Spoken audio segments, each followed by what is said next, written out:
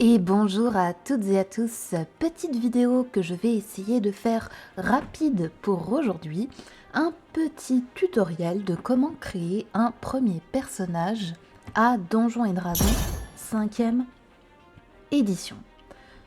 Alors pourquoi je vous propose ça? Eh bien parce qu'il y a beaucoup de débutants, de personnes qui entrent dans le jeu de rôle et qui ont envie, en solo, ou pas en solo d'ailleurs, de découvrir avec Donjons et Dragons. Je comprends très bien, parce que c'est tout de même le jeu de rôle le plus connu au monde. On dira ce qu'on voudra, il y a tout de même deux avantages à cela. Le premier, c'est que le système Donjons et Dragons 5e édition est un système de jeu de rôle qui est également celui d'autres jeux. Et maîtriser, apprendre ce système, c'est s'ouvrir la porte à d'autres jeux qui le possèdent également. Le deuxième avantage, c'est la foultitude de ressources gratuites qu'on peut trouver sur ce jeu. Et c'est sur ce point que je voulais justement porter l'attention.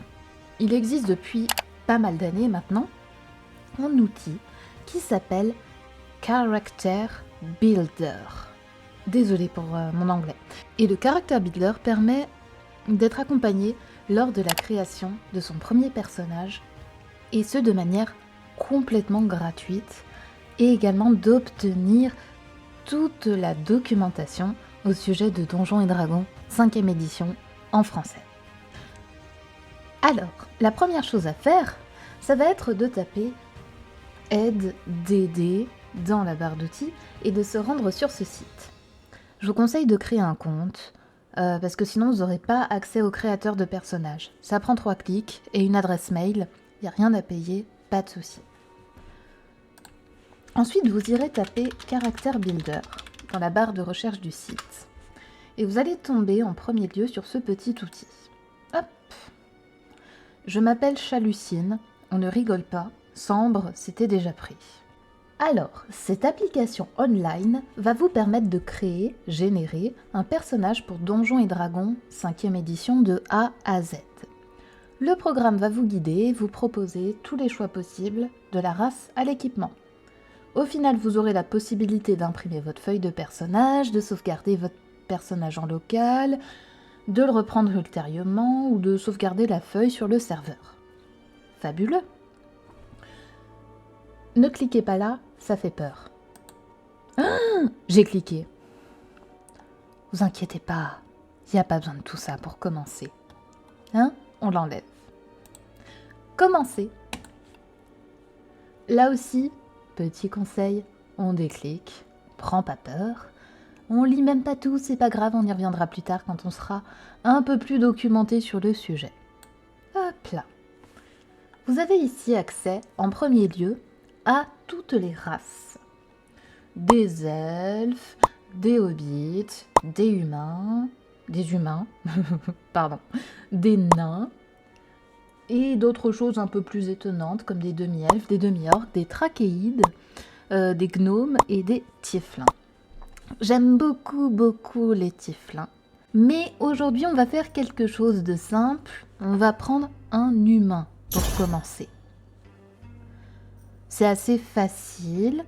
En fait, regardez là sur le côté, il y a écrit les points que ça vous donne en plus et les traits. Il n'y en a pas pour les humains. Donc déjà, ça va vous permettre de ne pas avoir des choses supplémentaires à gérer. Si je prends par exemple Gnome des forêts, bon, il va falloir que vous alliez vous documenter sur plusieurs choses. Sur ce qu'est la ruse gnome, la communication avec les petits animaux, qu'est-ce que c'est, qu'est-ce qu'un animal petit, comment ça fonctionne. Et illusionniste né, qu'est-ce qu'un illusionniste, comment ça fonctionne chez les gnomes. Et là, je vous préviens, c'est que le début, parce que vous aurez juste choisi une race. Alors, voilà, vous embêtez pas pour commencer, prenez quelque chose de simple. On s'en fiche, il est pas super sexy le premier personnage. Le but c'est de comprendre. Après on verra pour faire des trucs un peu plus sexy. Donc vous prenez un humain, vous prenez tous vos petits points, vous êtes de taille moyenne, vous allez à une vitesse moyenne, vous parlez la langue commune plus une langue de votre choix, et c'est pas plus nul que les autres races. Votre personnage, il est ce que vous en faites. Suivant, on va choisir une classe. Alors, qu'est-ce que vous faites dans la vie en tant qu'humain? Premier conseil, pour ne pas se perdre, quand on commence, et c'est valable un peu pour tous les jeux de ce type, on évite la magie. Ensorceleur, magicien, occultiste, on enlève. Je veux pas dire par là que vous n'êtes pas très malin et que vous aurez des difficultés à réussir. Non, je veux dire par là que se taper tout le chapitre sur la magie, et ben vous n'allez pas commencer tout de suite à jouer. Donc si vous voulez jouer rapidement, vous verrez la magie plus tard, et je suis sûre que vous y arriverez très bien. On peut être un barbare, on peut être une barde, on peut être une druide. C'est un petit peu plus compliqué, druide, mais ça se fait. On peut être un rôdeur. Moi j'aime bien un rôdeur. Un roublard. Ça, j'aime beaucoup roublard. C'est pas hyper facile, parce qu'il y a pas mal de petites règles en plus, mais c'est intéressant, c'est accessible quand même. Mais disons qu'on va prendre un guerrier pour cet exemple aujourd'hui. Ou une guerrière, parce que j'aime bien jouer des personnages féminins. Historique. Pareil, on décoche le petit truc. Voilà. Alors l'historique, c'est un peu le background de comment vous êtes devenu, là pour le coup, un guerrier. Donc on va essayer d'être un petit peu raccord au niveau de l'histoire. Par exemple, je ne vais pas prendre acolyte, parce que j'ai pas envie d'être spécialement versée dans la religion. Ni artiste, j'ai pas envie d'être un artiste. Je pense que je vais prendre héros du peuple. On va dire que je viens d'un petit village et que j'ai accompli un acte héroïque qui m'a valu de devenir une fière combattante.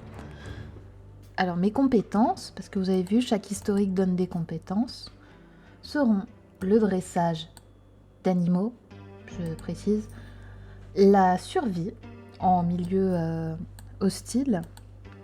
J'aurai également le droit de posséder des outils d'artisan, donc il faudra que je choisisse un artisanat dans lequel je m'exerce, et je pourrai aussi maîtriser des véhicules terrestres.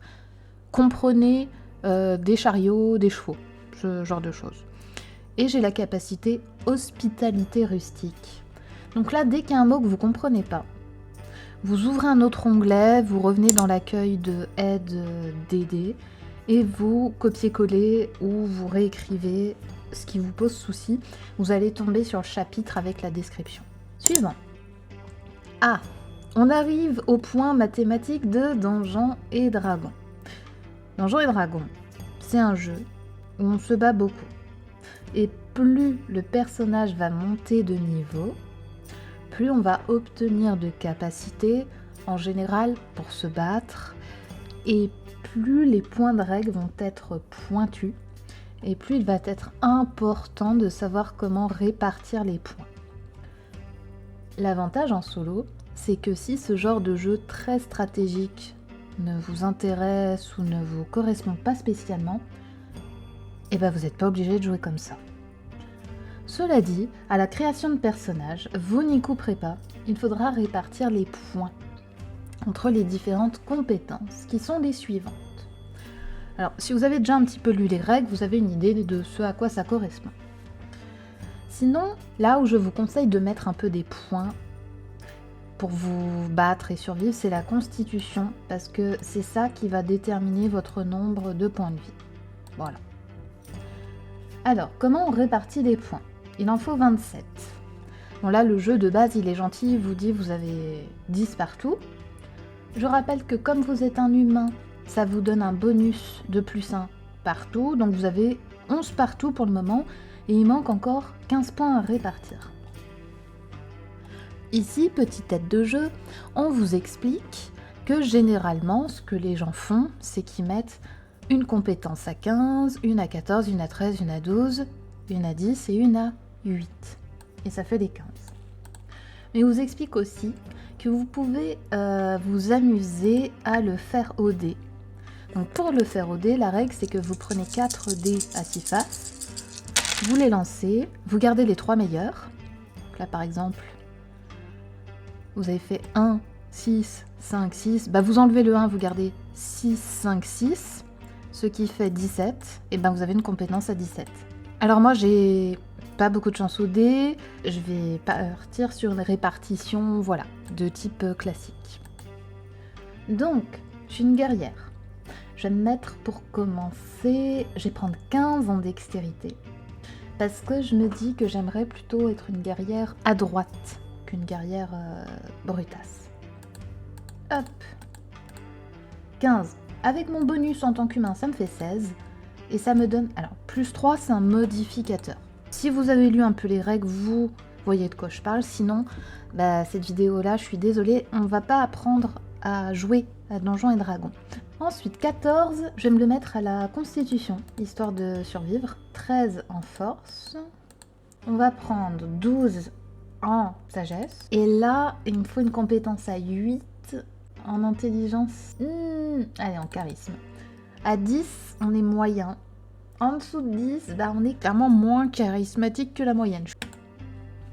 Les capacités de classe. Donc la classe, on rappelle, moi c'est guerrier. Et bien, grâce à ma classe de guerrier, j'obtiens 2 pouvoirs qui s'appellent second souffle. Donc ça pareil, vous allez taper dans les règles, voir à quoi ça correspond, second souffle. Je vous spoil un petit peu, c'est une technique de combat. Et je gagne un style de combat que j'aurai certainement à choisir juste après. Voilà. Alors, qu'est-ce que mon personnage sait faire? Eh bien, compétence de classe guerrier, il faut que je choisisse 2 talents qu'on me propose ici. Eh bien, j'aimerais bien avoir athlétisme et perception. Ensuite, mon historique. En tant que héros du peuple, j'ai automatiquement, bah là j'ai pas le choix, dressage d'animaux et survie. Mais c'était écrit dans les pages d'avant, il m'avait prévenu. L'outil de l'historique. En tant que héros du peuple, du coup, j'ai aussi le droit de choisir des outils d'artisanat. Et je veux des ustensiles de cuisine. Et il me dit aussi que j'ai la maîtrise des véhicules terrestres. Donc c'est ce qu'on disait tout à l'heure, je sais conduire une charrette, je sais monter à cheval. Langue. Je parle le commun, donc la langue du monde commune. Et on va dire que j'ai appris l'elfique parce que je vivais près d'une forêt où il y avait des elfes et que peut-être que j'ai été dans une espèce d'école où l'elfique était une LV2. On peut imaginer ce qu'on veut, hein. Bon, on verra si ça me sert beaucoup de parler l'elfique. Option. Ah, là on arrive au fameux style de combat en tant que guerrier que je peux avoir. Et comme je vous le disais, j'ai plutôt envie d'être dans la dextérité, donc je vais prendre archerie, histoire de lancer des trucs à distance. Là, vous voyez, il y a écrit Tasha's Cauldron of Everything. Donc ça, en fait, c'est le titre d'un supplément, donc un bouquin qui vient rajouter des règles sur Donjons et Dragons. Et dans ce bouquin, on pouvait trouver d'autres styles de combat pour les guerriers. Donc armes de lancer, combat à main nue, voilà, tout ce qu'il y a là. Vous y avez aussi accès sur le site. On va partir sur quelque chose de simple. Hein. Player's Handbook, c'est le livre de base, quoi. Hop. Pack de départ. Bah ça, c'est votre sac à dos. Vous avez le choix de 2 types de sac à dos. Moi, je vais prendre le B. Dedans, il y a une armure en cuir, 2 armes de guerre, 2 hachettes, un arc long et un sac d'explorateur. Là, vous avez la spécialité de l'historique. Donc, c'est un petit peu de comment ça se fait que vous soyez, donc dans mon cas, héros du peuple. Et je vais choisir que j'ai sauvé des gens lors d'une catastrophe naturelle. C'est comme ça que je suis devenue héros du peuple. Là, il vous explique que, en fonction des points répartis à la constitution, ça me fait un bonus de plus 2, ça me fait 12 PV pour démarrer. Hop. Sort connu. Bah, je ne pratique pas la magie, donc je n'ai pas de sort magique. Équipement. Et ben c'est tout ce que il m'a expliqué juste avant, plus des petits bonus dans mon baluchon. Les outils, là c'est un petit peu à voir avec votre MJ, donc avec vous-même. Moi je vais prendre des ustensiles de cuisine, hein, puisque j'ai la maîtrise de l'artisanat de faire à manger. Et là, vous pouvez choisir autre chose. Là, en solo, le MJ, c'est vous-même. Vous pouvez par exemple décider d'avoir un véhicule terrestre. Moi, j'ai envie d'avoir un cheval. Je vais me prendre un cheval. De base, il vous donne 10 pièces d'or. Donc si tout ce qui est système d'argent, ça vous intéresse, il y a tout un chapitre dans le bouquin. Vous pouvez aussi regarder le poids de chaque objet pour voir combien vous êtes capable de porter. Bon, moi, je m'embête pas avec tout ça pour le moment. Je vais pas aller changer tout ce qui est là, mais si vous avez envie de garder tout ce qui existe, tout ce que vous pouvez avoir dans votre sac à dos, eh ben n'hésitez pas. C'est là pour ça, puis en solo, vous faites ce que vous voulez. Suivant. Et là, enfin, on arrive sur la fin du personnage. Donc vous mettez son nom, si c'est un homme, une femme, non-binaire, et ce qui fait la renommée de Donjons et Dragons aussi, vous mettez son alignement. Alors moi, je suis une grande fan de Chaotic Neutre, Chaotic... Bon, là, ça va être un petit peu compliqué avec ce que j'ai choisi comme personnage, donc on va mettre Neutre Bon. Là, pareil, je vous conseille, ça par contre c'est très rigolo, c'est très intéressant d'aller les lire, tous ces alignements sur Donjons et Dragons. Il y a même un test de personnalité pour savoir quel alignement es-tu. Vous pouvez le faire faire à des copains, c'est rigolo. Donc là, vous remplissez tout ça. Voilà. Et une fois que c'est fait, vous avez un résumé de la fiche qui est là. Et vous pouvez déjà la sauvegarder sur le serveur de ce site, la générer en papier pour qu'elle soit prête à imprimer. Moi, en général, c'est ce que je fais. Hop. Oui, ça fait 3 pages, une feuille de Donjons et Dragons. Ça vous permet après de faire clic droit, imprimer en PDF. Ou sinon, est-ce qu'ils les ont améliorés? Parce que de mémoire, c'était pas très joli ni très pratique. Oui, voilà, ils vous proposent une petite feuille de perso comme ça avec un fond derrière, si vous aimez bien. Voilà, j'espère que ce petit tutoriel sur le caractère builder de Donjons et Dragons vous aura plu et vous aura inspiré. N'hésitez pas à l'utiliser et si ça vous a plu, dites-le en commentaire ou si vous voulez que je fasse d'autres tutoriels du genre. Sur ce, je vous souhaite d'excellentes parties de jeux de rôle et je vous dis à très bientôt. Bisous bisous, ciao.